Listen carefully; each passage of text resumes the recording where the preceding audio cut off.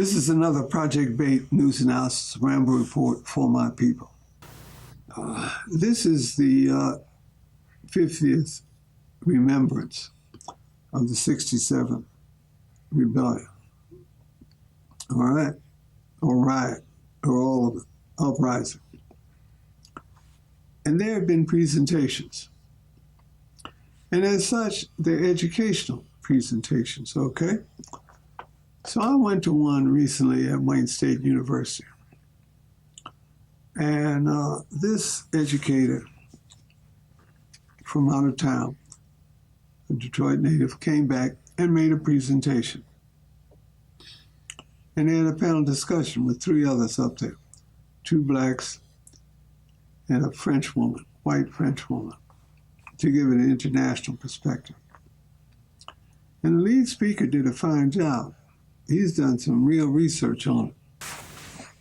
But as I was sitting there thinking, looking at the crowd, the crucial thing you have to understand, and this seldom gets mentioned,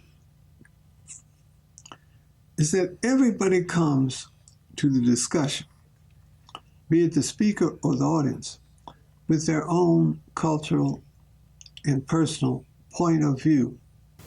Just like this program.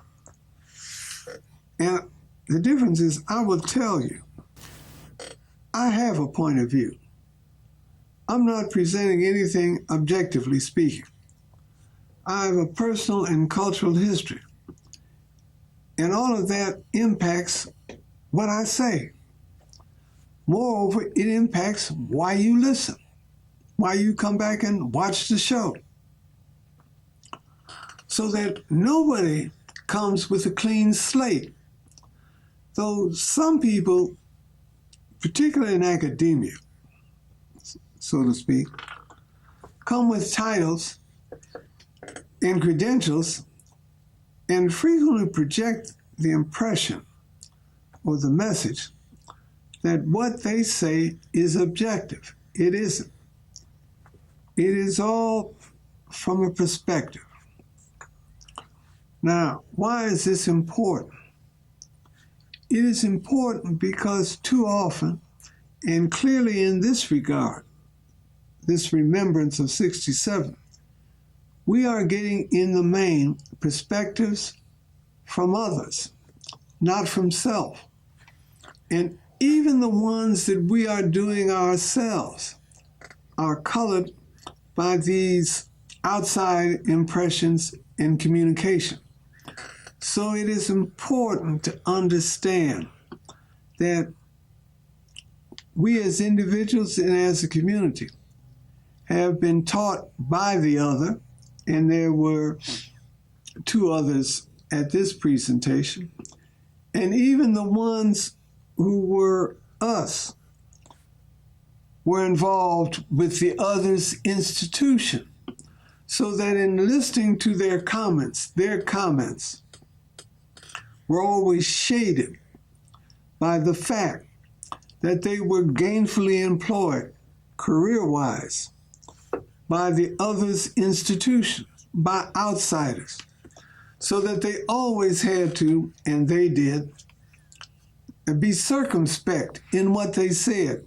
They could not, and they never do, speak out. You always have to bring your own information to fill in the gaps, much less the mistakes, much less the point of view that we are presented with. So folk don't bring as such the gospel. They simply bring a point of view. What does that specifically mean? I mean, recently, and it happened at this particular presentation, one of the people said that back then they were a young person and they had just graduated from high school, and they had got, back then, public schools were good schools for those who achieved and wanted to get good grades and go on to college. And I've heard this from blacks and whites. A lot of blacks identify with that.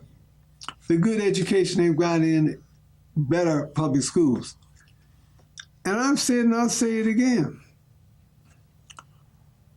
Black students cannot get a quote-unquote good education from their oppressor, from their exploiter. And there's no doubt that black people, students, have not been willingly educated by any of the school systems in this country. All right? There's always been a reluctance to educate black youth, black people, because obviously knowledge is power. And in this instance, the question is it black power? So anybody who thinks that black students at whatever level, at whatever academic level of their achievement, that they got a good education, they are, as Carter G. Woodson indicated, they are miseducated. And in these programs that I go to, I'm finding that this is being presented to the audience by white liberals and black liberals, both of whom support the educational system, its reforms, its product, its intentions, its possibilities. It is historical and academic nonsense. But of course, you have to have a black educational point of view. And if you don't put black before you put education, you end up with brainwash. This has been another Project B.A.I.T. News Analysis, the Rambo Report for my people.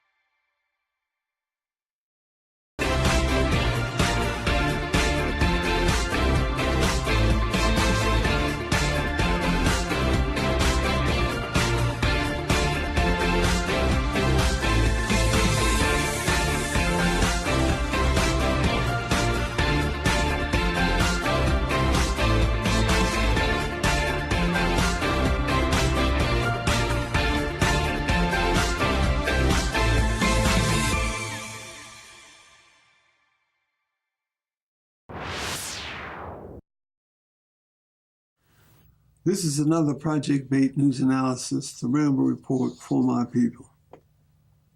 I frankly didn't think much of this subject I'm going to bring to you in the next few minutes when it first came out. But as I continued to watch, study on the internet, scroll the internet, it seems to have gone viral. It's taken on a life of its own. Okay? And folk are putting out a perspective on it. So let me add my typically unique perspective. Somehow the Bedrock Corporation that owns downtown, half of downtown Detroit, maybe 3/4, one of their publicists put out a picture of this group of whites and said, Detroit, these are the people we see. Why did they do that? The black folk on the internet picked it up and just jumped on it, went viral negatively, you know. Where are the other 80% black folks not shown? Where are the other 10% Hispanics? White folks only make up 10% of Detroit anyway. And is this what they want? This is, you know, all they want is downtown, 7.2. Next couple of days, Yankel would apologize. Why? Why? You ever think about why he apologized? And then the other thing, should he have? I don't think he should have, frankly. You know, Amilcar Cabral said, tell the truth to the people. Tell no lies, claim no easy victories. He was telling the truth as he saw it. his minions, they put up what they see. That was the truth. Was it an easy victory? No, he's put up $2-3 billion in downtown in the 7.2. 3 billionaires control that area, literally, politically, economically, socially, culturally, and then they expressed it through media. That was a clear expression, unmistakable. Now, it offended a lot of black folk, but that was their thing. They weren't intending it for you. You know, I mean, the invisibility of black folk has been put forth in media before. In fact, one of the great novels of this country, The Invisible Man, Ralph Ellison, talks about invisibility. Richard Wright, The Man Who Lived Underground, one of a brilliant short story. Black invisibility. So essentially, that's all Gilbert was saying. You blacks are invisible. Hey, it's real. Now then, if that's his perspective and his group's perspective, where is ours?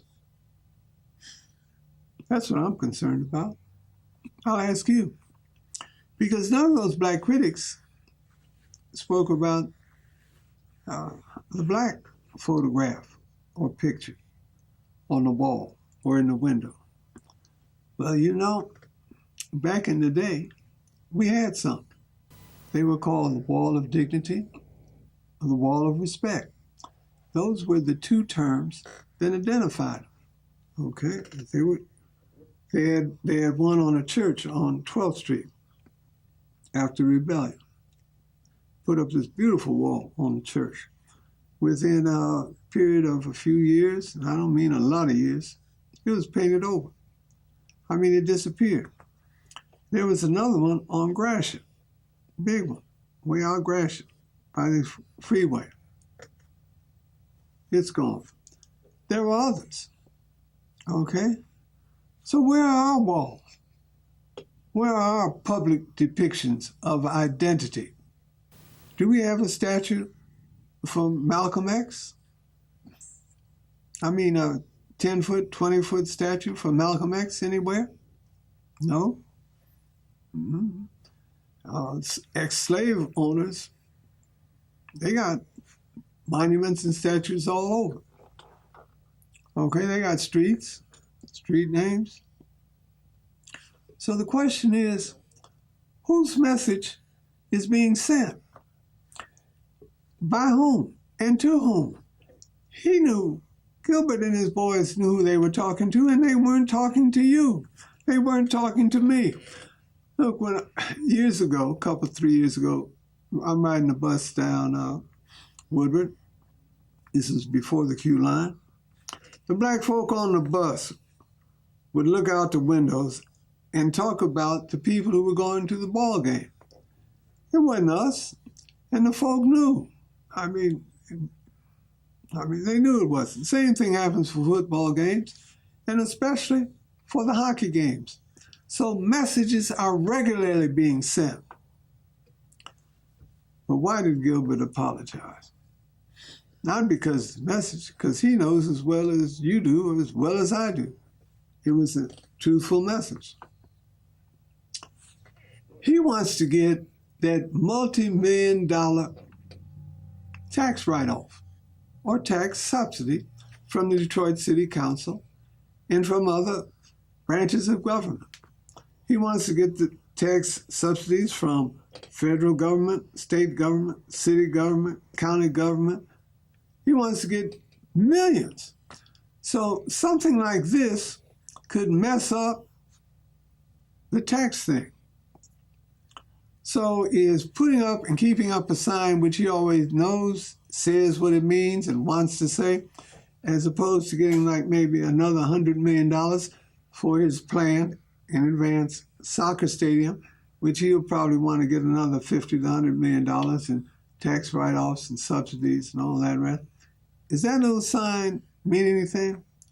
That little sign is one leaf on one tree in the forest that exists in the 7.2. This has been another Project B.A.I.T. News Analysis, the Rambo Report for my people.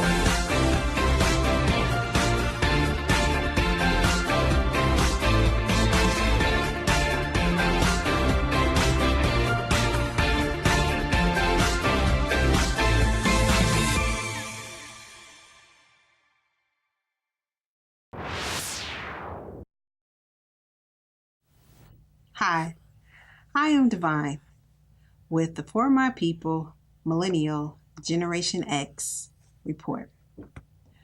Today I want to talk to you about the stereotypes that we believe. Over the generations stemming from the mid-1960s going all the way up until now, there are typical stereotypes or images of Black people that we always see, whether it's on television, social media, the billboards, even radio. And these stereotypes have been embedded within us to where now we actually believe that that's who we are as a people. So when I talk about these stereotypes, you have some where Blacks are drug dealers, robbers, killers. Blacks are only of African American descent. Now, this particular stereotype has gone on for so many generations that African Americans are the only Blacks across the whole world. When you look at Arabs, when you look at Asians, when you look at Latinos, no one ever mentions that there are Blacks in these nationalities or groups. Recently, I had the opportunity to watch a program that discussed the way media portrays all of these nationalities, the Arabs, Latinos or Hispanics, Jews, Muslims or Arabs, and then African Americans. Now, in this discussion, there was the mediator, who, of course, was a white man. And his role was to bring all of these nationalities together so that they could find ways to talk to the media, to portray their image of self in a different way. So as the interview went on, you heard the intellectual perspectives of each nationality. They got to talk about what they were doing in the community and how they were standing up for the images of Arabs being deemed as immigrants or terrorists, or how you have Latinos who are drug cartel people, and so on. So when it gets to us, and might I say we were the last ones in the whole segment, they brought on a gentleman who had served time. And he served time for 20 years or so. And he had been out for maybe like about 16 years. So for the representation of us as millennials and Generation X, we had an individual that really had limited access to media in how we were being portrayed in media.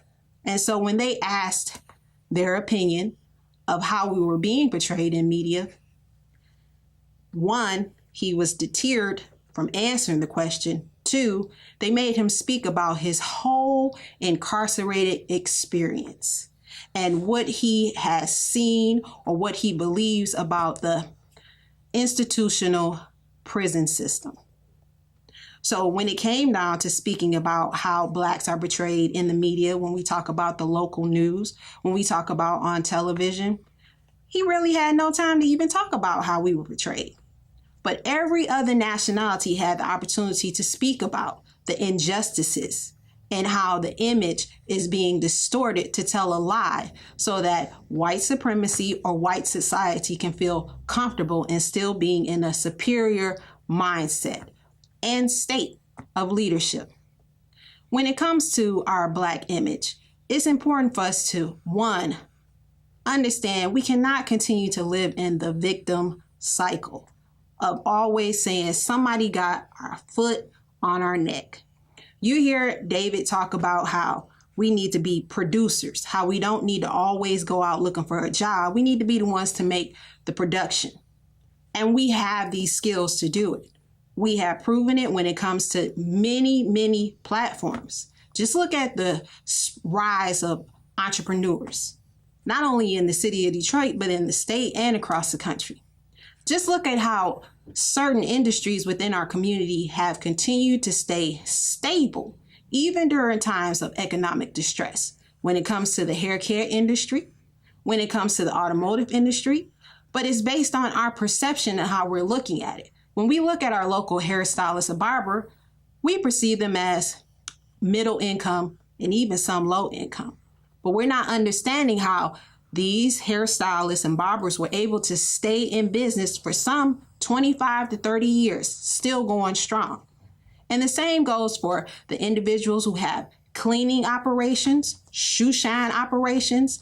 Just because we are not measuring ourselves to the level of what white success looks like does not demean the value of Black success.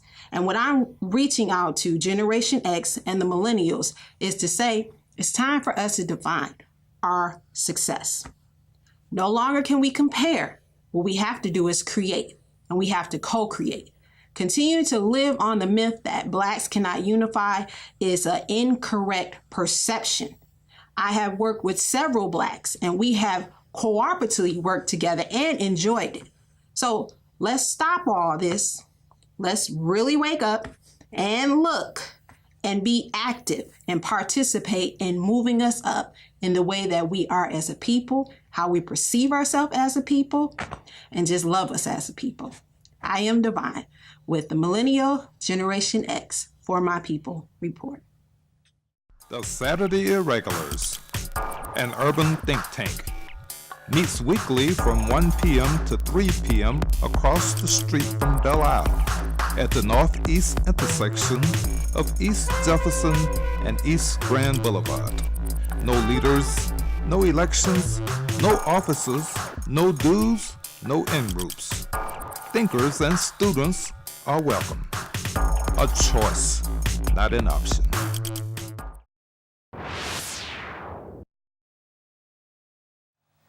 Little Rock Baptist Church. Come and receive your blessings at the historic Little Rock Baptist Church, 9000 Woodward Avenue, 313-872-2900. Worship services are 10 a.m. and Sunday school 8:45 a.m. Enjoy an experience that will warm your heart and feed your spiritual soul. Little Rock Baptist Church.